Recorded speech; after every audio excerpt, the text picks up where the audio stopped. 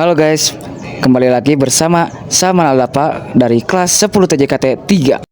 Nah, kepikiran nggak gimana caranya data bisa terkirim di internet?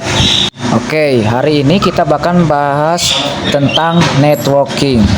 Nah, networking model adalah sebuah konsep dalam arsitektur jaringan yang digunakan sebagai standar dalam proses komunikasi data perangkat.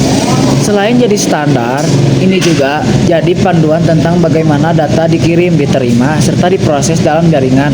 Ibaratnya, ini adalah sebuah aturan jaringan. Nah, bayangin kalau tidak ada aturan ini, setiap perusahaan bakal punya aturan sendiri-sendiri. Dan komunikasi antar perangkat bakal menjadi kacau. Nah, selanjutnya ada perbedaan sebelum dan sesudah adanya networking model. Nah, di gambar itu di sebelah kiri adalah gambar yang sebelumnya dan gambar yang sebelah kanan yaitu sesudah adanya networking model. Nah, ini sebelumnya ketergantungan pada vendor. Sistem jaringan sangat tergantung pada vendor tertentu. Interoperabilitas rendah. Perangkat dari vendor A tidak bisa berkomunikasi dengan perangkat dari vendor B. Kompleksitas tinggi. Pembangunan jaringan sangat rumit karena tidak adanya standar umum. Sulit dikembangkan. Pengembangan teknologi jaringan baru terhambat karena setiap vendor membuat aturan sendiri. Nah, di sini ada juga standar umum. Adanya model referensi seperti OSI 7 layer atau TCP atau IP 4 sampai 5 layer yang menjadi standar industri. Interoperabilitas tinggi.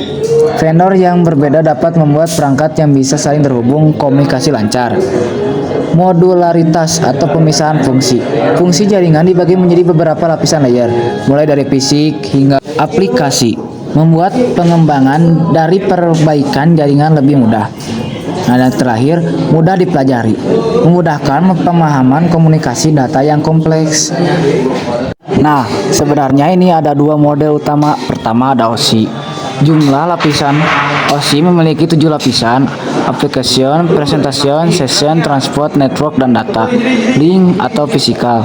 Sementara TCP atau IP menggabungkan 3 lapisan teratas OSI, application, presentation, dan session menjadi satu lapisan aplikasi. Penyederhanaan. TCP atau IP lebih sederhana dengan menggabungkan lapisan data, link, dan fisikal menjadi satu network access layer. Fungsi. Model OSI digunakan untuk mempermudah penyelesaian masalah karena lapisan yang lebih detail, sedangkan TCP atau IP dirancang untuk implementasi praktis dan konektivitas. Pendekatan.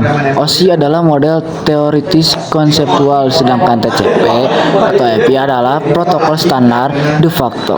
Keduanya menggunakan pendekatan berlapis direct approach untuk komunikasi data. Keduanya memiliki lapisan aplikasi, transport, dan jaringan atau internet. Keduanya memfasilitasi pengiriman dan penerimaan informasi antara dua perangkat di jaringan. Model TCP atau IP Transmission Control Protocol atau Internet Protocol adalah serangkaian aturan standar komunikasi data yang digunakan untuk menghubungkan perangkat di internet. 4 lapisan layer TCP atau IP, application layer, protokol untuk aplikasi penggunaan, HTTP, FTP, SMTP, transport layer, mengatur komunikasi data, TCP, UDP, internet atau network layer, mengurus alamat IP dan routing paket, network access layer, menangani pengiriman fisik data ke media jaringan. Nah, yang terakhir ada encapsulation dan decapsulation. Enkapsulasi adalah proses menambahkan informasi kontrol, header atau trailer ke data pada setiap lapisan model OSI atau TCP/IP dari atas ke bawah saat pengiriman. Sedangkan dekapsulasi adalah kebalikannya, melepas informasi tersebut dari bawah ke atas pada penerima.